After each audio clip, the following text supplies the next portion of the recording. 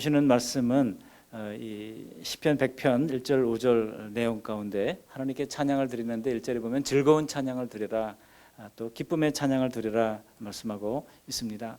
그러면서 이 3절과 4절과 5절 말씀을 중심으로 오늘 우리가 찬양을 해야 되는데 하나님과의 관계 속에서 찬양을 드려야 되고, 또 그 방법을 4절에서 소개하고 있고 5절에 보면 이 찬양해야 하는 궁극적 이유를 소개하고 있습니다. 오늘 말씀을 따라가면서 함께 은혜를 나누기를 바랍니다. 오늘 시편 100편은요, 그 표제에 보시면 감사의 시 이렇게 되어 있습니다. 시편은 특별히 표제가 중요해요. 그래서 이 표제 자체를 한 절로 그렇게 생각하는 그런 성경도 많습니다. 먼저 하나님과 우리의 관계를 살펴보면서 어떻게 찬양을 드려야 하는가, 그리고 왜 찬양을 드려야 하는지를 살펴보면서 은혜를 나누고자 합니다. 첫 번째로 왜 우리가 하나님과의 관계가 뭐냐를 3절은 이렇게 말씀하고 있습니다. 우리 3절 말씀을 함께 읽어보시겠습니다. 여호와가 우리 하나님이신 줄 너희는 알지어다. 그는 우리를 지으신 이시요 우리는 그의 것이니 그의 백성이요 그의 기르시는 양이로다. 우리가 찬양을 할 때 하나님과 관계없이 찬양하면 그냥 뭐 세상에 많은 이 허탄한 신들 그 앞에 경배하는 것과 무엇이 다르겠습니까? 우리가 하나님 앞에 나아갈 때는 하나님과의 관계 속에서 나가야 합니다. 특별히 여호와라고 하는 것은 언약의 대상으로서의 하나님을 여호와라고 말씀한다고 제가 말씀을 드립니다. 그래서 이 여호와 하나님과의 관계 속에서 우리는 찬양을 드려야 하는 것인데, 그 하나님은 우리와 어떤 관계이냐? 먼저 창조주와 피조물의 관계라는 거예요. 그래서 그는 우리를 지으신 이시요라고 말씀하고 있습니다. 창세기 1장 27절 또 5장에 보면 하나님이 우리를 지으실 때 하나님의 형상대로 또 하나님의 모양대로 지었다고 말씀하고 있습니다. 하나님의 형상이라고 하는 것은 눈에 보이는 형상을 뜻하는 것이 아니고 하나님의 의와 거룩과 진리와 같은 이런 하나님의 속성을 반영하고 있다는 것입니다. 하나님이 인간을 지으실 때 인간에게만 유독 이런 하나님의 의, 거룩, 또 이제 하나님의 의와 거룩과 진리 이런 부분들을 담게 하셨다는 겁니다.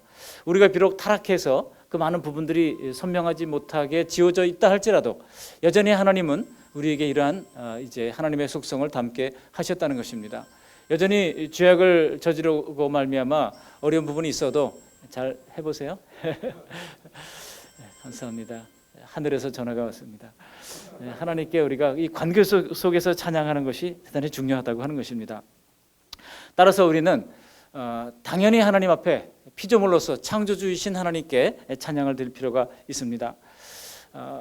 우리 하나님께서 독생자 예수를 이 땅에 보내시고 십자가에 내어주시기까지 하면서 모든 일을 대속하신 것은 하나님이 직접 지으신 하나님의 형상을 닮은 이제 인류이기 때문이라고 하는 것입니다.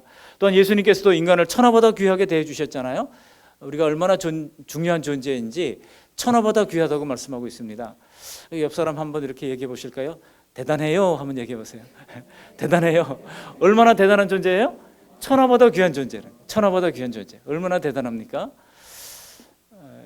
여기 대우 아파트에 제가 이사를 하고 보니까 얼마나 조용한지 모르겠어요. 그래서 저쪽 아파트에서는 금요일 저녁만 되면요 위에서 그 약간 딴따라 기질이 있는 분이 계셔가지고 온 사람들을 초대해서 밤 11시부터 시작해가지고 한 10시부터 시작해가지고 1시까지 얼마나 시끄러운지 몰라요. 몇 번 저희는 뭐 별로 그렇게 안 합니다만 주변 사람들이 다 관리동에 얘기를 해가지고 이거 해결해 달라고 그러는데도 한번 그렇게 이제 한번 난리법석을 떨면 좀 조용하다가 또 그래요. 여기 보니까 얼마나 조용한지 모르겠어요.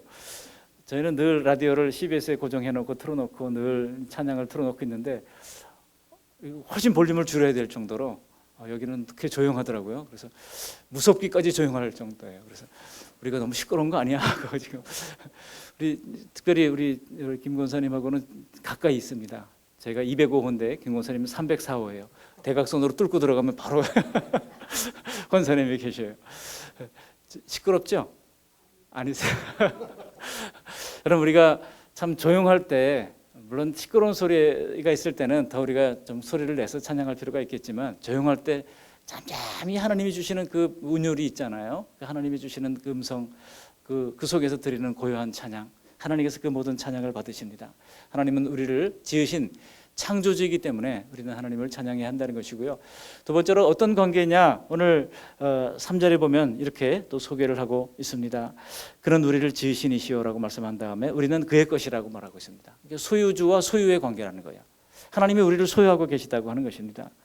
우리는 이 세상의 거짓된 문화에 너무 깊이 배어 있다 보니까 하나님의 백성임에도 불구하고 음란과 분쟁과 시기와 질투, 이런 하나님의 마음을 아프게 하고 도리어 세상을 기쁘게 하는 삶을 너무나도 자주 당연한 뜻 살아가고 있습니다.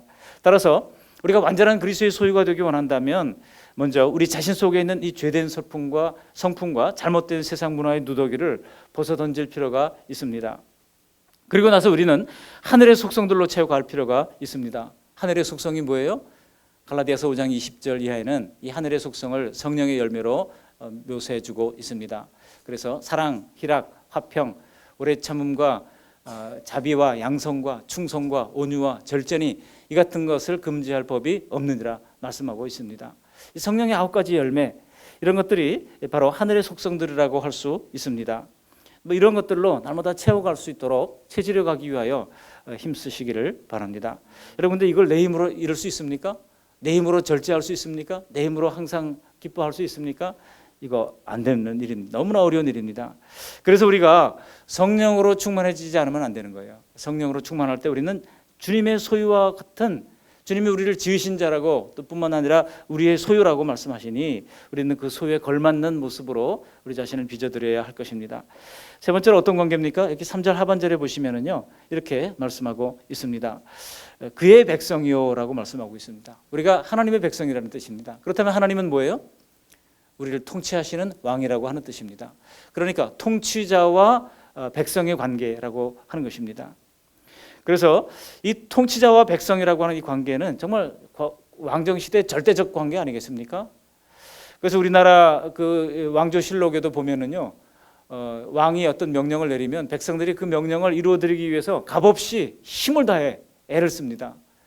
그래서 왕 앞에 진상하기 위해서 최상의 어떤 것들을 만들어서 그렇게 하고, 뭐 쌀 같은 것도 왕의 뭐 이게 진상되었던 쌀이라고 그러면 지금까지도 그 우려 먹고 사는 분들이 있잖아요. 그래서 왕께 진상했던 쌀이야, 귀한 거야 하면서 뭐 버섯도 뭐 왕께 드리는 거라고 지금도 막 얘기하잖아요. 그런 것을 보면 당시의 백성들이 얼마나 왕께 드리는 것을 귀하게 생각했고 그들이 이제 자랑으로 여겼고 영광스럽게 여겼는지 모릅니다. 하나님 우리를 통치하시는 왕이시고 우리는 그의 백성이라고 하는 것입니다. 또 어떤 관계입니까? 여기 3절 제일 마지막 부분에 보시면 우리는 그의 양이로다, 그의 기르시는 양이로다 그랬습니다. 한마디로 목자와 양의 관계라고 하는 거예요. 그러니까 3절 안에 하나님과 우리의 관계가 다 들어있어요. 창조주와 피조물의 관계, 소유주와 소유의 관계, 그리고 왕과 백성의 관계, 또 목자와 양의 관계, 이런 4가지 관계가 이 3절 안에 다 들어있는 겁니다.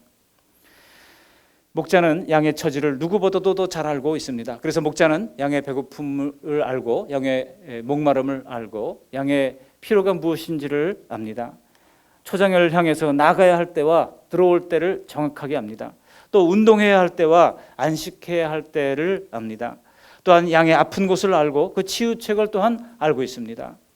그런데 단순히 알기만 하는 것이 아니라 인간은 알기만 할지 몰라요. 알기는 해요. 그러나 그거를 정말 해결해 주기가 너무나 어려워요. 저도 작은 교회 목회를 하면서 성도들이 참 아플 텐데 힘들 텐데 한 번 더 찾아갔어야 되는데 이게 마음뿐이지요. 일주일이 얼마나 빨리 가는지 몰라요. 그래서 야 거기 아무것도 못 가봤네, 거기도 못 찾아봤네, 뭐 그것도 못했네, 이것도 못했네. 이 주일 전에 되면요 얼마나 후회가 되는 일이 많은지 모릅니다. 인간의 연약함과 한계 때문에 그렇습니다. 그러나 우리 하나님은 아실 뿐만 아니라 해결해 줄 능력도 있으신 분이십니다. 믿으십니까? 우리 하나님은 우리의 모든 질고와 고통과 염려와 근심을 알고 계시고 해결해 주실 수 있는 능력이 있는 분이라고 하는 것입니다. 여러분 사람들은요 알아주기만 해도 좀 마음이 풀리고 하잖아요.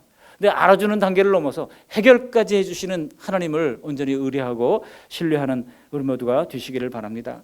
그러므로 이런 하나님과의 관계 속에서 우리는 하나님을 아무리 찬양해도 지나치지 않습니다. 저는 고등학교 1학년 때 찬양대를 하면서 처음으로 고등학교 1학년 때 찬양대를 했거든요. 주일학교도 하고 뭐 중등부도 맡아서 교사도 하고 하면서 찬양대를 하면서 그때 제 마음에 얼마나 찬양대가 좋은지요. 하나님 앞에 이런 서원을 드렸어요. 하나님 제가 평생 찬양하겠습니다. 그랬는데 이 찬양 그때는 찬양대를 하겠다는 뜻이었죠. 근데 이제 목회자가 되고 보니까 할 수가 없잖아요. 근데 마음은 이 찬양대가 일어설 때 제 마음도 같이 일어서고요. 이렇게 찬양하는 마음으로 가사에 집중하고 얼마나 은혜가 되는지 몰라요. 여러분 지금도 제가 뭐 형편은 달라졌지만 이 서원을 이행하고 있는 가운데 있습니다. 우리 찬양대 여러분 결코 혼자가 아니에요. 저랑 함께 하는 겁니다. 주님께서 우리로 하여금 정말 평생 찬양하고자 하는 그런 열망을 가진 그런 찬양대원들이 다 될 수 있기를 바랍니다. 그래서 4절에 보면 이런 관계 속에서 우리가 어떻게 찬양해 드려야 하는지를 말씀하고 있는 겁니다. 우리 4절 말씀을 함께 읽어보시겠습니다. 감사함으로 그의 문에 들어가며 찬송함으로 그의 궁정에 들어가서 그에게 감사하며 그의 이름을 송축할지어다. 감사함으로 그의 문에 들어가서 마치 시편 125편 이하에서 이야기하는 그 성전에 올라가는 노래와 유사하지 않습니까? 감사함으로 그의 문, 성전문에 들어가고 찬송함으로 그의 궁정, 이것도 역시 성전이겠죠. 들어가서 감사하며 그의 이름을 송축할지어다. 오늘날로 말하면 예배할 때 감사함으로 하나님 앞에 찬양하고자 하는, 예배하러 올 때 여러분 어떤 찬양하고 오십니까? 뭐 소른도에 노래하면서 오지 않잖아요. 예배하러 올 때 주와 같이 길 가는 것 하면서 신나게 예배당으로 향해서 오지 않습니까? 예배하러 올 때는요, 찬송가가 이상하게 생각나지 않아요?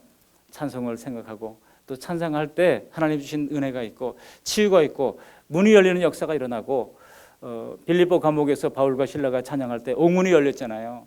그리고 이제 사울 왕이 악귀가 들려가지고 사울 왕이 번민할 때 다윗을 불러가지고 수금을 타게 하니까 깨끗하게 치유되는 역사가 또 일어나지 않았습니까? 여러분 찬양에는 힘이 있고 찬양에는 능력이 있습니다. 우리는 이런 감사함으로 하나님을 찬양하는 우리 모두가 될 수 있어야 할 것입니다. 그리고 어떻게 찬양했습니까? 여기 4절 두 번째로 보시면 찬송함으로 그의 궁정에 들어가서 그에게 감사하며 그의 이름을 송축할지어다. 뭐를 송축하라고요? 그의 이름, 하나님의 이름을 높여드리라고 하는 뜻입니다. 하나님의 이름을 높여드리는 것. 우리가 높여드려야 할, 숭상해야 할 여러 가지 것들이 있지 않습니까? 그래서 조상들이 뭐 좋은 일을 하고 그러면은 아무개 뭐 장군 선양회 이런 것도 있고요.